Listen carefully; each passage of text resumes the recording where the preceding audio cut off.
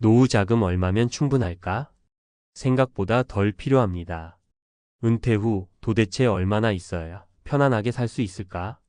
많은 분들이 이 질문 앞에서 멈칫합니다. 뉴스에선 최소 5억이다. 유튜브에선 10억도 부족하다고 하죠. 그러다 보니 일하고 또 일해도 모자란 것 같고 마음 한켠엔 불안감이 턱하니 자리 잡습니다. 그런데요, 정말 그렇게 많이 필요할까요? 정말 악착같이 모으고 아껴야만 노후를 안전하게 보낼 수 있을까요? 답은 꼭 그렇지 않다입니다. 물론 넉넉하면 좋죠.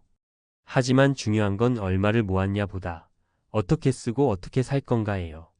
노후 자금 생각보다 덜 필요할 수도 있습니다. 이 글에서는 은퇴 후 돈 걱정 줄이는 법과 함께 실제 사례 3가지를 통해 진짜 필요한 노후 자금에 대해 이야기해 볼게요. 1.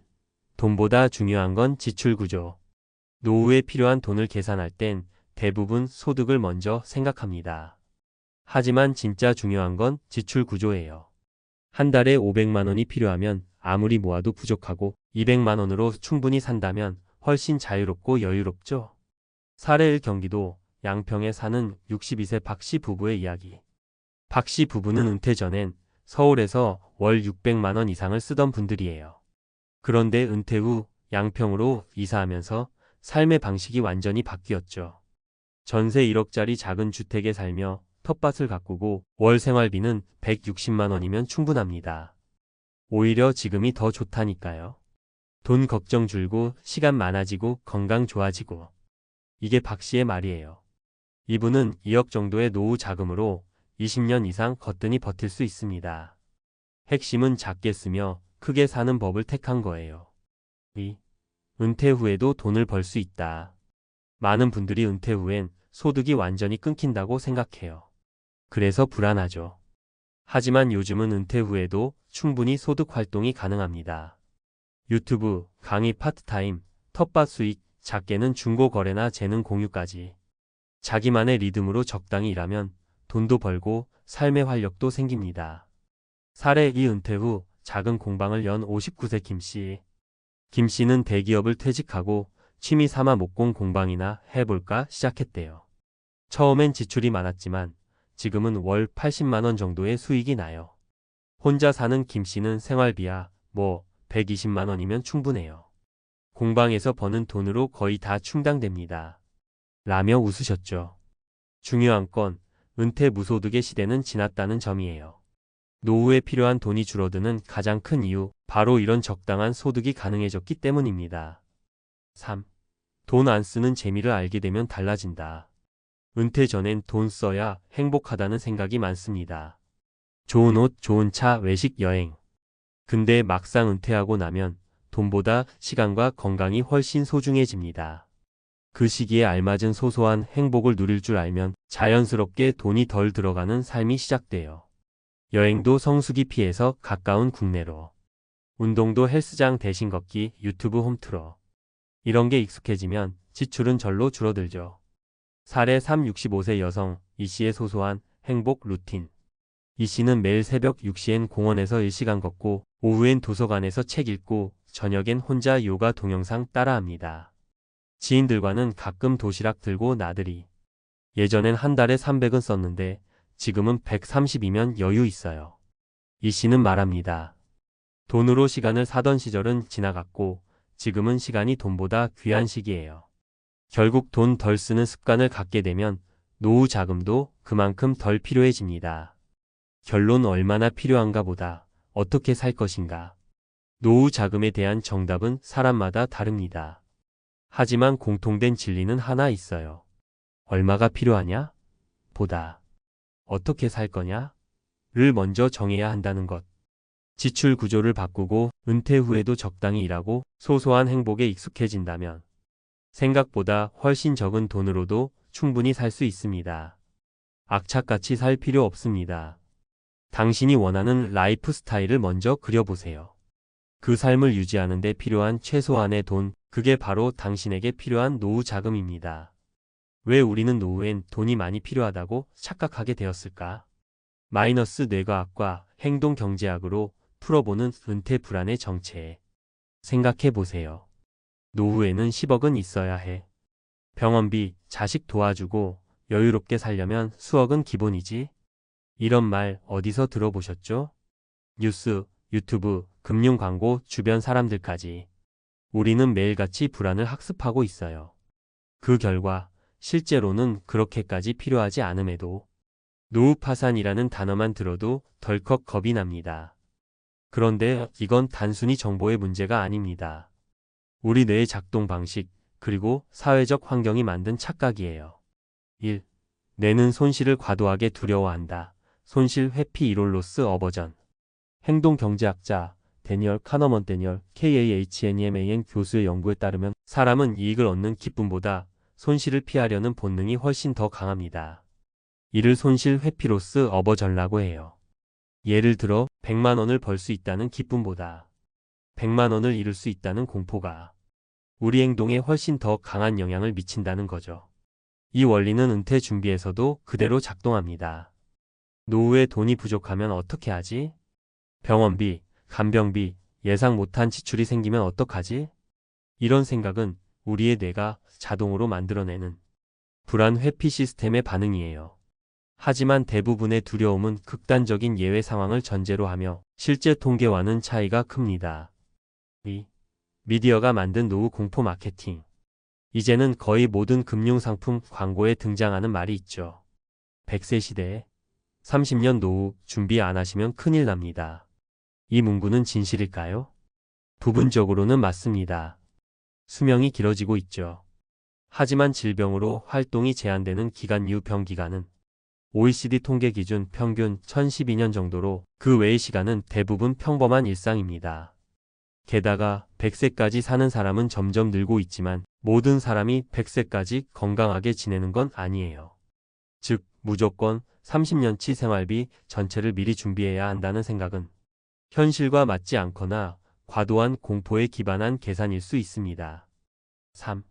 사람은 미래를 현실보다 과장해서 걱정한다. 시간 할인 타임 디스카운팅. 또 하나 뇌과학적으로도 우리는 미래를 불안하게 인식하는 경향이 있어요. 이를 시간 할인 이론 타임 디스카운팅이라고 부릅니다. 쉽게 말해 가까운 미래는 생생하게 느껴지고 먼 미래는 불확실하고 더 위험하게 보이는 거예요. 그래서 30년 후엔 큰 병이 날지도 몰라. 그때 돈 없으면 길바닥에 놔앉는 거 아냐? 이런 생각이 떠오르죠. 하지만 이건 뇌의 착시일 뿐입니다. 미래는 오지 않았고 대부분의 사람들은 그때 상황에 맞게 지출 구조를 다시 조정합니다. 즉, 오늘 걱정한다고 해결되는 문제가 아닌데도 뇌는 지나치게 불안한 시나리오를 계속 재생시키는 거죠. 그렇다면 어떻게 해야 진짜 필요한 노후 자금을 알 수 있을까? 내가 살고 싶은 노후 스타일을 먼저 그려보세요. 도심에 살 건가요? 시골에 살 건가요? 자녀 지원은 어느 정도까지 할 건가요? 활동적인 삶? 아니면 조용하고 소박한 삶? 현재 생활비를 기준으로 시뮬레이션 해보세요. 지금 생활비가 250만 원이면 은퇴 후엔 대출, 교육비, 업무 관련 비용이 빠지니 17만 200만 원 수준으로 떨어질 수 있어요. 공적연금, 국민연금 등 부수입, 자산 수익을 합산해 보세요. 이걸로 생활비가 충당된다면 수억은 오히려 과도한 준비일 수 있습니다. 마무리하며 불안보다 현실을 보자. 우리가 노후를 걱정하는 건 당연합니다. 하지만 그 불안의 절반 이상은 우리 뇌가 만들어낸 착시 그리고 미디어가 심어준 공포 마케팅에서 시작됐습니다. 진짜 필요한 건 숫자에 속지 말고 나만의 삶의 방식과 지출 구조를 이해하는 것, 그리고 그에 맞는 합리적인 준비를 하는 거예요. 생각보다 덜 필요하다는 건 무조건 긍정적인 말이 아니라 현실적이고 구체적인 분석을 했을 때 나오는 결론입니다. 안녕하세요. 오늘은 조금 묵직한 주제를 들고 왔습니다. 요즘 뉴스나 주변 이야기 들어보면 나이가 들어서도 편안한 노후를 보내지 못하는 분들이 많죠. 노후라고 하면 예전에는 자식 손에 이끌려 한 집에서 손자들과 오붓하게 지내는 모습만 그렸는데요. 실제 현실은 그렇지 않은 경우가 훨씬 많습니다. 특히 79세 고시원에서 노후를 보내는 현실이라는 말을 들으면 너무 안타까워서 마음 한켠이 아려오곤 합니다. 오늘 이야기를 하려는 이유는 간단해요. 우리가 오랫동안 그려왔던 은퇴 후 생활 혹은 노후의 모습이 급변하고 있기 때문입니다. 특히 자식이든 누구든 누군가가 나를 돌봐주겠지라는 막연한 기대가 더 이상 통하지 않는 시대가 되었습니다.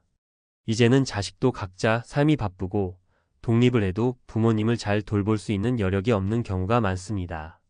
그렇다고 늘 함께 산다고 해서 서로가 행복한 것도 아니고요. 그러다 보니 결국 본인의 노후는 본인이 책임져야 하는 상황이 된 거죠.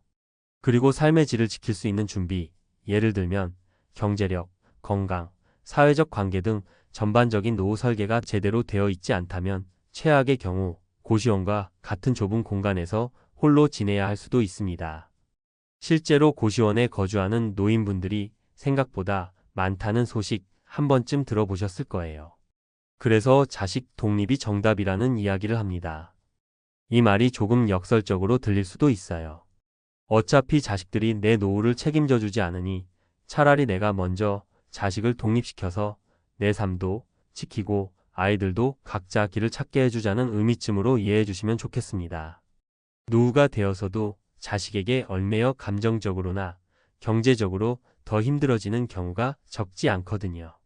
사실 이렇게 말한다고 해서 그래, 자식이 필요 없어, 다 내 인생이야 라고 단정 지어버릴 수는 없죠. 사람마다 사정이 다르고 가족관계에 대한 가치관도 다 다르니까요. 하지만 적어도 노후 준비를 하는 입장에선 이런 현실적인 측면을 냉정하게 받아들이고 미리 대비해둘 필요가 있다는 거죠. 오늘은 구체적으로 3가지 사례를 통해 왜 자식 독립이 노후 준비에 중요한 키워드인지, 그리고 고시원 노후 생활이 주는 교훈이 무엇인지 이야기를 나눠보려 합니다.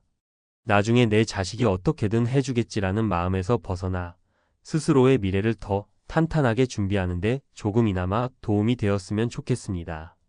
1. 아들, 딸 키우느라 내 노후 자금 다 썼어요. 65세 이순재 가명씨 이야기. 이순재 씨는 65세에 퇴직하신 후 퇴직금과 은행 적금을 몽땅 털어 자녀들의 결혼 자금을 대주셨습니다. 젊었을 때부터 나는 무조건 내 아이들만큼은 부족함 없이 키울 거야 라는 마음이 아주 강하셨다고 해요. 그게 부모의 역할이라고 생각하셨고 본인도 큰 어려움 없이 평생 직장 비슷한 곳에서 근무를 하셨으니 늘 자신이 있었습니다. 그런데 막상 자녀들이 결혼을 하고 손자 손녀가 생기다 보니 아들딸 부부 역시 자기네 살림이 빠듯한 거예요. 아이 한두 명 키우는데 돈이 얼마나 많이 드는지 결혼도 늦어지면서 출산 시기가 늦춰져 더더욱 부부가 일을 쉬지 않고 해야 하는 상황이 됐습니다. 그럼 이순재 씨는요? 자녀들에게 생활비를 받을 길도 없고 퇴직금과 저축을 이미 써버려 노후 자금은 턱없이 부족합니다. 결국 이순재 씨는 자녀들의 집에 얹혀 살다가 민망한 순간을 여러 번 겪었고 몇 번 다툼 끝에 스스로 집을 나와 버렸어요. 내가 아끼고 아껴서 자식들 뒷바라지를 했는데 막상 나는 고시원으로 밀려나는 꼴이 됐다는 생각에 서운하기도 하고 억울하기도 했습니다. 이 사례가 보여주는 건 내 모든 걸 자식에게 쏟아 부어야만 좋은 부모라는 생각이 이제는 상당히 위험할 수 있다는 점이에요. 물론 자식들을 지원해주는 부모의 마음은 이해하지만 동시에 자신의 노후 생활도 지켜야 한다는 거죠. 아이들은 독립시키고 본인은 본인의 삶을 잘 유지할 수 있도록 노후 자금을 마련하는 선택이 훨씬 현실적일 수 있습니다. 이 자식도 배우자도 없이 70대에 홀로 고시원 70세 김정숙 가명씨 이야기. 김정숙 씨는 자녀가 아예 없었던 경우입니다. 처음에는 결혼을 했지만 10년 정도 살다가 이혼을 했고 자녀가 없는 상황에서 혼자 경제활동을 해왔어요. 젊을 때는 그럭저럭 버텼지만 나이가 들어서 몸이 아프니 자연스럽게 일자리도 줄어들었죠. 그리고 은퇴 후 별다른 소득원이 없는 상태로 60대 중반을 맞이했습니다. 문제는 오래 살던 집에서 월세로 지내다가 임대료가 계속 오르는 바람에 감당을 못하게 된 거예요. 그나마 모아둔 돈도 별로 없었고 건강 문제로 병원을 다니다 보니 치료비로 더 빠듯해졌죠. 결국 생활비를 줄이고자 선택한 곳이 고시원이었습니다. 하지만 김정숙 씨도 고시원 생활을 시작하면서 생각이 달라졌다고 해요. 사실 주변에서 자식이 없으니 힘들겠다, 우울하겠다라고 동정 섞인 말을 들을 때마다 오히려 기분이 묘했다네요. 왜냐하면 김정숙 씨가 보기에 자식이 있어도 정작 도움이 되지 않아 고시원에 오는 분들을 여러 보았기 때문입니다. 어느 80대 할아버지는 자식 셋이 있지만 자식들도 생활이 빠듯하다며 노부모를 챙기지 못해 결국 고시원 신세를 지고 계셨죠. 그 광경을 보며 김정숙 씨는 무자식이 상팔자라던 말도 어느 정도 일리가 있다고 이야기하십니다. 자식이 있었다면 어쩌면 더 큰 기대를 했다가 결국 좌절감이나 서운함을 더 크게 느꼈을 것 같다는 거예요. 물론 힘들긴 하지만 그래도 자신의 결정에 따라 움직이고 작은 것부터라도 스스로 책임지려 애쓰는 지금 생활이 마음은 편하다고 합니다. 결국 노후에 자식이 있고 없고의 문제보다 더 중요한 건 노후 자금과 건강, 그리고 외로움을 메워줄 사회적 네트워크인 거죠. 자식만 바라보거나 배우자에게만 의지하는 방식은 이제 매우 위험한 선택이 될 수 있습니다. 3. 자식도 독립, 나도 독립, 그러니 노후가 편하네요. 72세 박인호 가명 씨 이야기. 마지막으로 소개해드릴 분은 그래도 비교적 노후가 안정적인 경우입니다. 박인호 씨는 젊었을 때부터 스스로가 매우 철저하게 계획하는 스타일이었다고 해요. 자녀가 둘 있는데 아이들이 고등학교 졸업할 때부터 이미 대학 학비는 일정 부분만 지원할 테니 나머지는 스스로 알아서 해보라고 이야기했습니다. 초기에는 아이들이 아빠 너무 야속하다라고 불평도 했지만 결국 장학금이든 아르바이트든 주말 일자리든 찾아서 열심히 돈을 모으며 자기 몫을 해냈습니다. 덕분에 박인호 씨는 무리하게 퇴직금이나 전 재산을 자녀 결혼 자금으로 쏟아붓지 않았어요. 어느 정도만 보태주고 나머지는 본인들의 대출이든 스스로 알아서 마련하도록 했습니다. 자식들은 처음엔 불만이 있었지만 결국 일찍부터 독립심을 갖게 되었고 결혼 후에도 별로 부모님께 손을 벌리지 않았죠. 이렇게 자식들을 일찍 독립시킨 덕분에 박인호 씨는 퇴직 후에도 어느 정도 노후 자금을 유지할 수 있었습니다. 거기에다 60대 초반까지 건강을 챙기면서 소일거리로 용돈벌이를 하며 살았고요. 덕분에 72세인 지금은 작은 아파트에서 아내와 함께 여유 있게 지내고 때때로 자녀와 손자를 보러 갈 때도 자가용으로 움직이는 상대적으로 여유로운 노후를 보내고 계십니다. 여기서 중요한 건 박인호 씨가 자식을 아예 돕지 않았다는 게 아니라 도움의 한계를 분명히 정했다는 거예요. 그리고 자식에게도 부모에게 의존하기보다는 일찍부터 세상에 나가 스스로 길을 찾도록 안내한 거죠. 즉, 자식 독립이 곧 부모의 노후 독립과 이어지는 아주 좋은 예시라고 할 수 있습니다. 그래서 왜 자식 독립이 정답이라고 할까? 지금 세대의 자식들은 예전과 달리 부모와 한 집에 살거나 부모를 봉양할 경제적 심리적 여유가 적습니다. 또 사회 환경 자체가 개인주의적 성향이 짙어지면서 부모님을 모시고 사는 것이 오히려 희생이나 부담으로 인식되는 경향도 있어요. 물론 부모로서 자식에게 해주고 싶은 것이 많은 게 당연하지만 여력이 되지 않는데도 모든 걸 쏟아붓는 건 오히려 독이 될 수 있습니다. 그리고 그렇게 쏟아부어서라도 아이들이 잘 되면 좋겠지만 결과가 늘 그렇지는 않죠. 그렇다고 무조건 자식에게 기대하지 말아라는 말이 사랑을 포기하고 인연을 끊자는 뜻은 절대 아닙니다. 다만 자식에게 얽매이지 않고 부모도 부모의 인생을 지키는 선택을 하자는 게 이 글의 핵심 메시지입니다. 그렇게 하기 위해서는 일단 자식들을 일찍 독립시키는 연습이 중요합니다. 대학 진학 때부터라도 생활비 일부를 스스로 마련하게 해보거나 결혼 준비를 도와주되 한계를 분명히 정하는 거죠. 그리고 그 남은 자원을 가지고 자신의 노후에 투자해야 합니다. 적금 보험 연금 투자를 비롯해 건강관리와 인간관계 유지에도 힘써야 해요.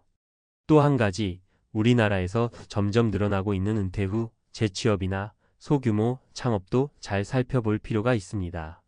특히 60대 초중반에는 아직 일할 에너지가 충분하신 분들이 많잖아요. 완전히 아무것도 안 하고 쉬는 것보다 소득원을 조금이라도 확보해두면 나중에 큰 도움이 됩니다. 물론 이것도 건강이 받쳐줘야 가능한 일이니 지속적인 건강관리가 필수겠지요. 마지막으로 주변 사람들과의 관계 형성도 정말 중요합니다. 나이가 들어서 자식이 아닌 또 다른 친구나 지인, 커뮤니티를 통해 외로움을 덜 수 있다면 고시원 생활까지는 가지 않을 수 있겠죠. 혹은 설령 부득이하게 고시원을 가더라도 외부에서 만나는 지인들이 있다면 정서적으로 받는 충격은 훨씬 덜할 겁니다. 마무리하며 결국 79세 고시원에서 노후를 보내는 현실. 자식 독립이 정답인 이유라는 말은 더 이상 꿈꿔왔던 전통적 노후 생활이 쉽지 않다는 현실을 반영하는 한편, 어떻게 준비하느냐에 따라 우리 노후는 달라질 수 있다는 걸 알려줍니다. 사례 속 첫 번째 분이순재 씨은 자식에게 전 재산을 쏟아부은 대가로 오히려 고시원 노후라는 쓰라린 결과를 맞이했고, 두 번째 분 김정숙 씨은 자식이 없지만 오히려 마음의 부담이 덜하다고 느끼고 있습니다. 세 번째 분 박인호 씨은 자식 독립을 일찍부터 유도함으로써 자신의 노후를 안정적으로 꾸려가는 성공 사례가 되겠죠. 즉, 내 노후에 대한 열쇠는 어디까지나 나가 쥐고 있습니다.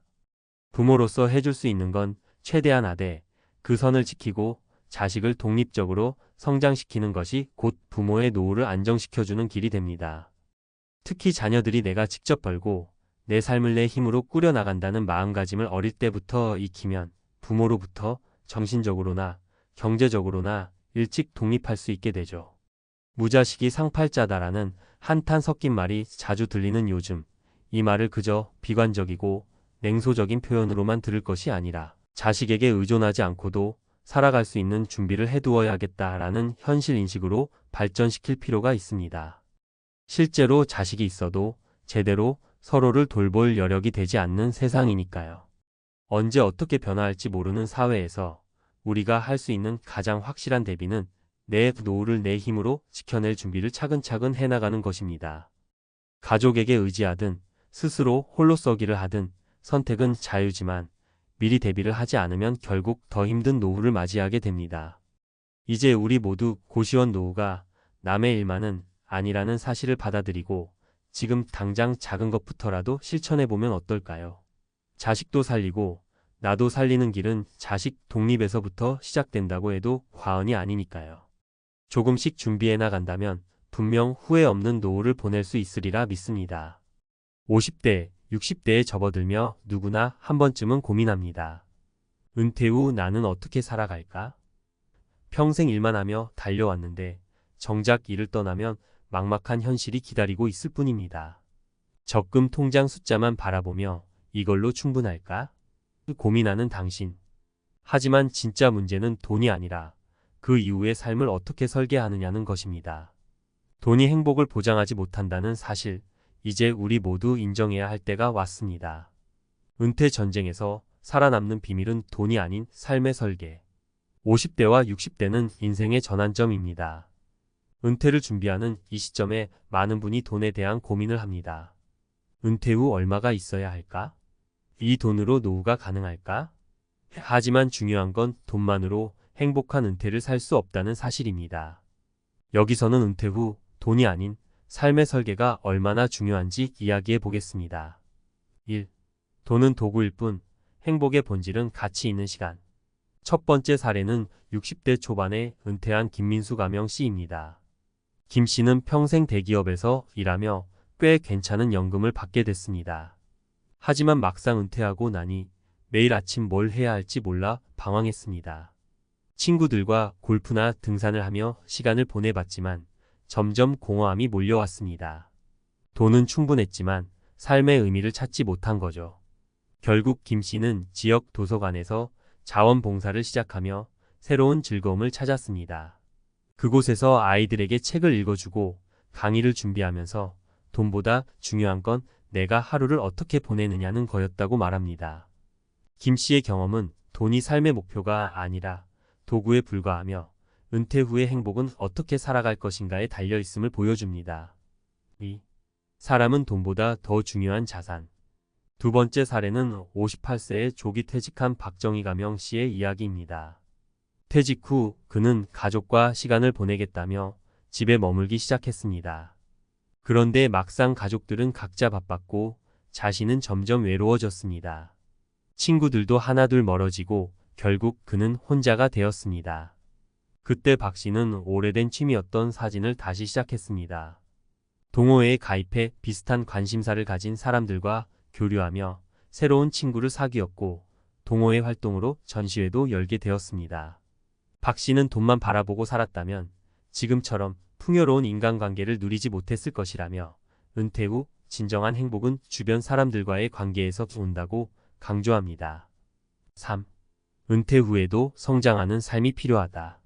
마지막으로 소개할 사람은 62세의 귀촌한 이영자 가명 씨입니다.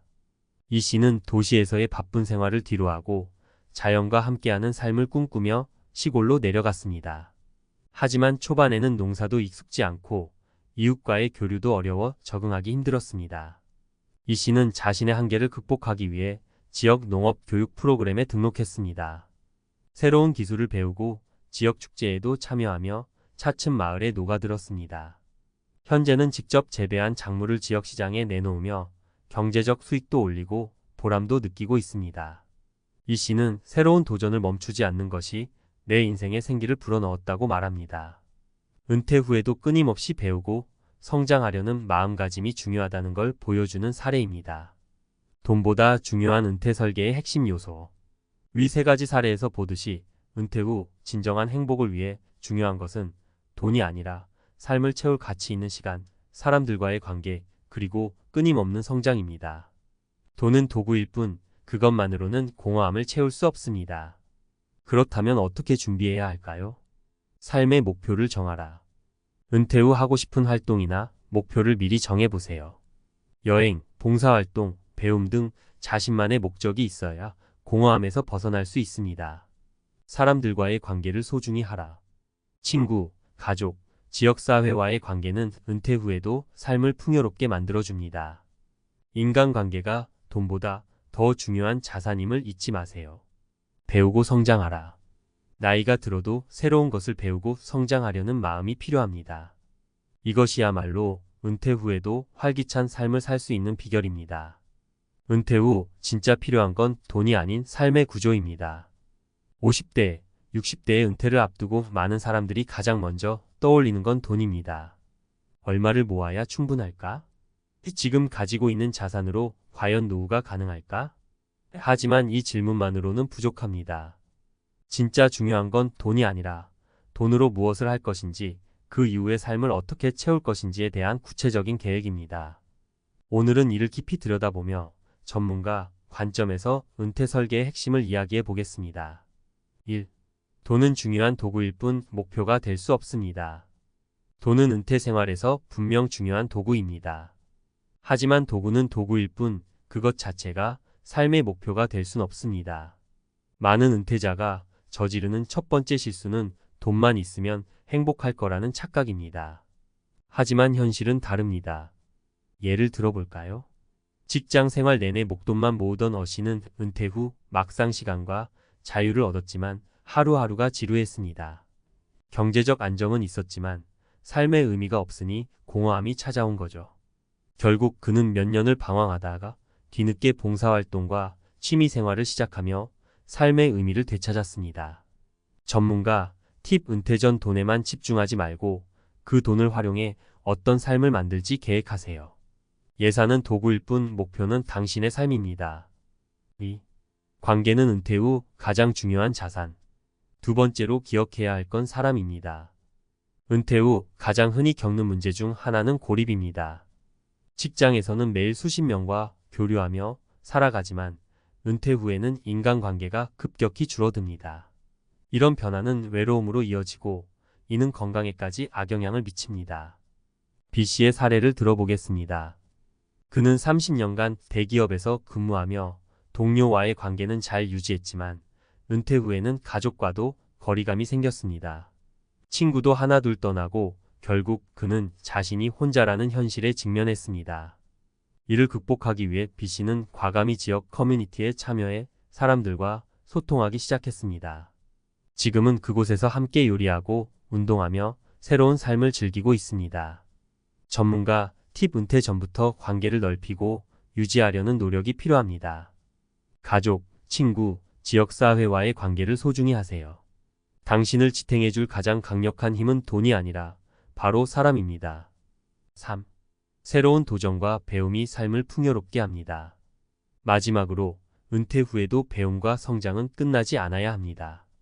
많은 사람이 은퇴를 끝이라고 생각하지만 사실 은퇴는 또 다른 시작입니다. 새로운 기술을 배우고 관심 있는 분야를 탐구하며 도전하는 자세가 필요합니다. C씨는 62세에 은퇴 후 귀촌에 농사를 시작했습니다. 처음엔 농사에 대해 아는 게 없어 어려움을 겪었지만 지역 농업 교육을 받으며 조금씩 노하우를 익혀갔습니다. 그 과정에서 직접 키운 작물로 작은 사업도 시작했고 지금은 지역 시장에서 인기 있는 농산물 판매자가 되었습니다.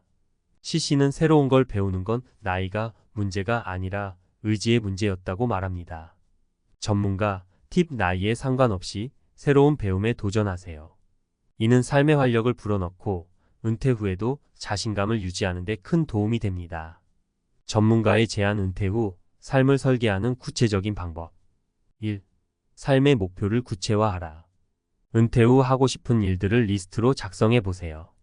여행, 취미, 봉사, 강의 등 당신의 시간을 가치 있게 만들 수 있는 활동을 찾는 것이 중요합니다. 목표가 명확할수록 은퇴 후 혼란 없이 삶을 시작할 수 있습니다. 2. 인간관계에 투자하라. 가족과의 시간을 늘리고 동호회나 지역 커뮤니티 활동에 참여하세요. 사회적 교류는 정신적 건강과 직결됩니다. 연구에 따르면 활발한 인간관계를 유지하는 사람은 그렇지 않은 사람보다 평균 수명이 5년 이상 길다는 결과도 있습니다. 3. 배우고 도전하라. 은퇴는 배우고 도전하기에 완벽한 시기입니다. 요리, 외국어, 컴퓨터 기술 등 배우고 싶었던 것을 시작해보세요. 배움은 단순히 지식을 얻는 것뿐만 아니라 삶에 새로운 의미를 부여합니다. 전문가의 마지막 조언, 은퇴 후의 행복은 당신의 손에 달려 있습니다. 은퇴 후의 삶은 더 이상 직업과 돈이 중심이 아닙니다.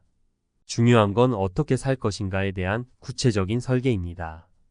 돈은 삶을 돕는 도구일 뿐 진짜 중요한 건 관계, 도전, 그리고 하루하루를 가치 있게 만드는 태도입니다. 50대, 60대 여러분, 은퇴는 끝이 아니라 또 다른 시작입니다. 지금부터라도 돈을 넘어선 삶을 설계하고 은퇴 후에도 활기차고 의미 있는 삶을 만들어 가세요. 그것이 진정한 행복의 열쇠입니다. 30년 동안 성실히 부었어요. 국민연금만 있으면 노후는 든든하다고 해서요.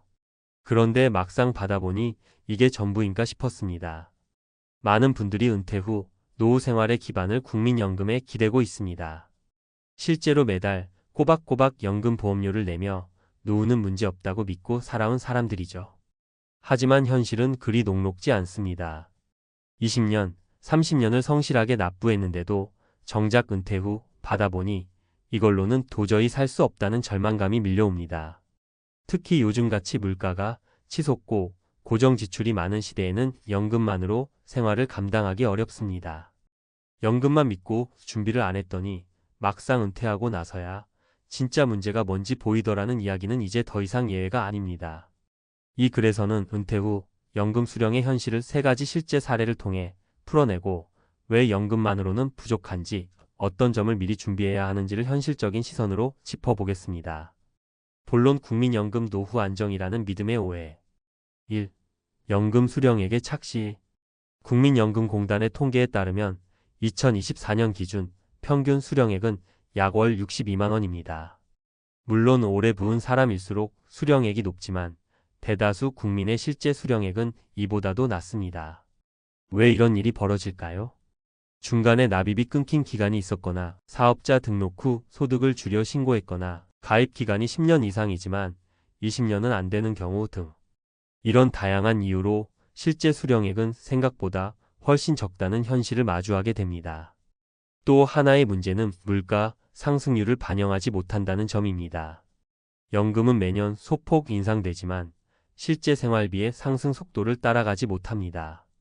20년 전 월세 30만 원짜리 집이 지금은 70만 원을 넘는 것처럼 연금 수령액도 시간이 갈수록 상대적으로 작아지는 돈이 됩니다. 실제 사례에 30년 부었는데 월 79만 원 이걸로 뭘 하나요? 김기석 66세 전직 중소기업 과장. 김 씨는 34년간 국민연금을 성실하게 납부했습니다. 퇴직할 때까지 빠진 적 없이 부었고 은퇴 후엔 그래도 국민연금 하나는 있으니 다행이라며 스스로를 위로했습니다. 하지만 첫 연금 수령액을 받고 난 날 멍하니 한참을 앉아 있었다고 합니다. 30년 넘게 냈으면 100만 원 넘게 나올 줄 알았어요. 근데 세금 떼고 뭐 떼고 하니까 월 79만 원.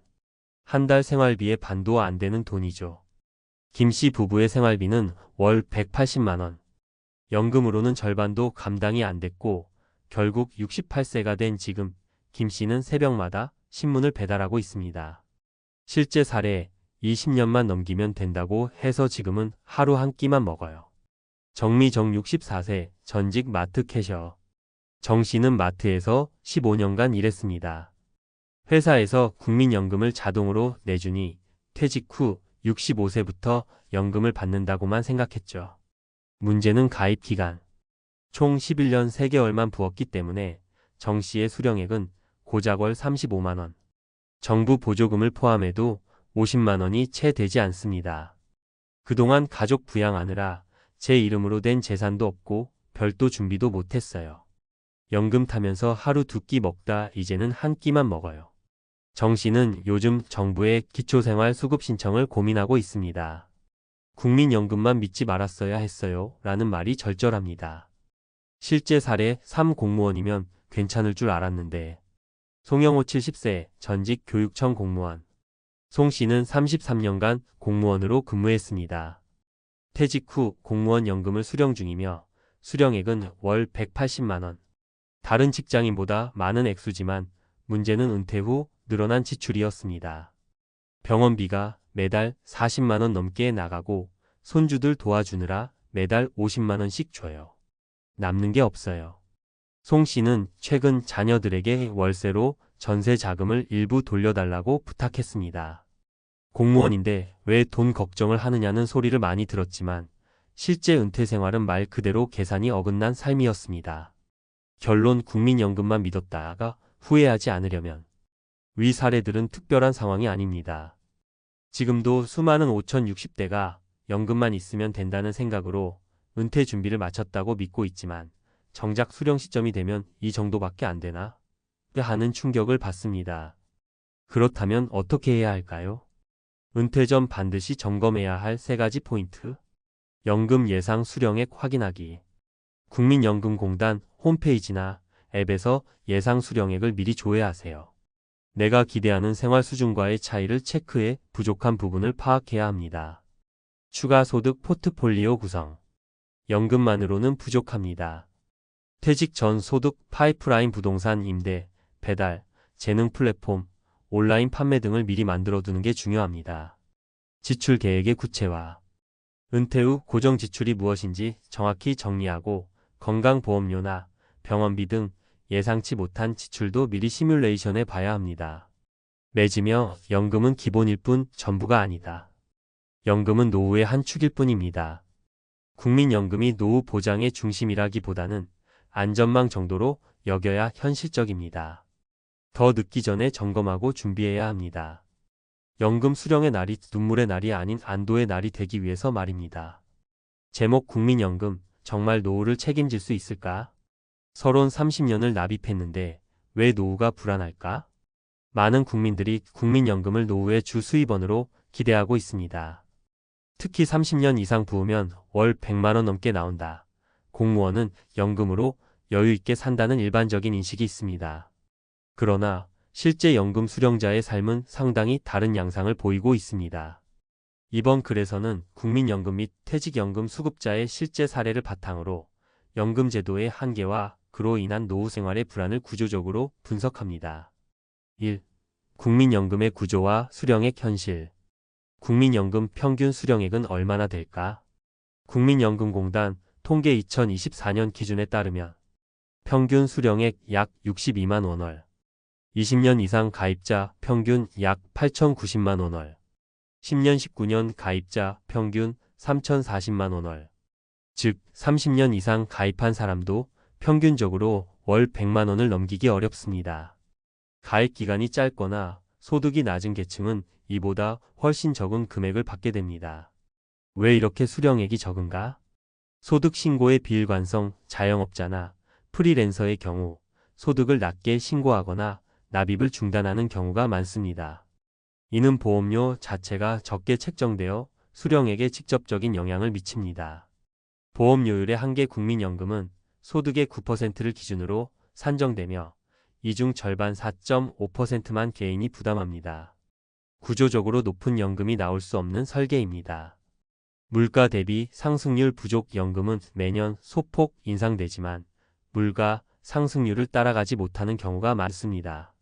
실제 생활비 상승과의 괴리가 발생합니다. 2. 국민연금만으로 생활 가능한가? 기본 생활비 기준. 한국보건사회연구원의 노인가구 생활비 조사 2023에 따르면 1인 가구 최소 생계비 약 109만 원월, 2인 가구 최소 생계비 약 180만 원월. 국민연금만으로 이 기준을 충족할 수 있는 은퇴자는 소수에 불과합니다. 다수의 고령층은 부족한 연금 수령액 때문에 다음과 같은 보완 수단에 의존하고 있습니다. 근로소득 경비, 배달, 청소, 경력 재취업 등. 자녀 지원. 기초연금 월 최대 약 32만 원. 개인연금 또는 퇴직연금. 3. 주요 사례로 보는 연금의 허실. 사례 66세 중소기업 퇴직자, 가입기간 34년, 수령액 79만 원. 실제 생활비가 월 180만 원인데 연금은 절반도 안 되는 수준. 결국 새벽 배달 아르바이트 병행. 사례 64세 마트 근무 여성 가입기간 11년, 수령액 35만 원.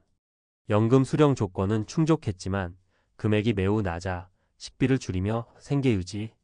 기초생활수급 신청 고민 중. 사례 70세 공무원 퇴직자, 공무원 연금 수령, 월 180만 원. 상대적으로 높은 연금 수령자임에도 불구하고 손자 지원과 병원비 부담으로 매월 적자. 전세 보증금 일부 회수 중.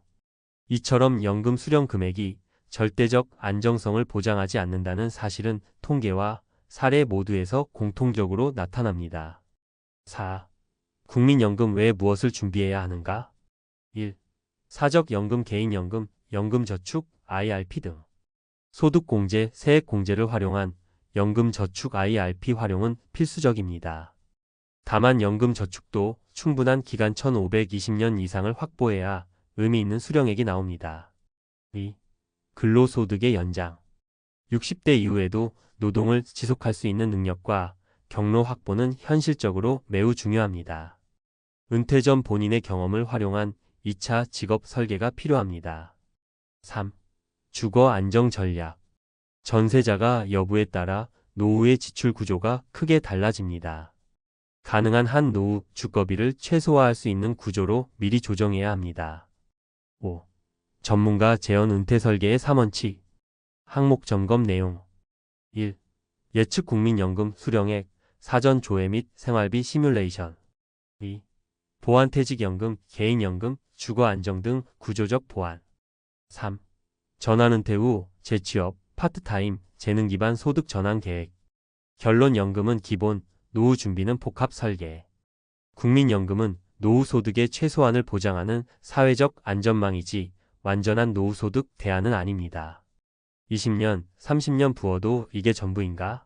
라는 체감은 구조적인 문제에서 비롯됩니다. 그렇기에 연금은 단지 1단계일 뿐, 은퇴 후 2030년을 지탱할 다층적 소득 구조 설계가 반드시 필요합니다.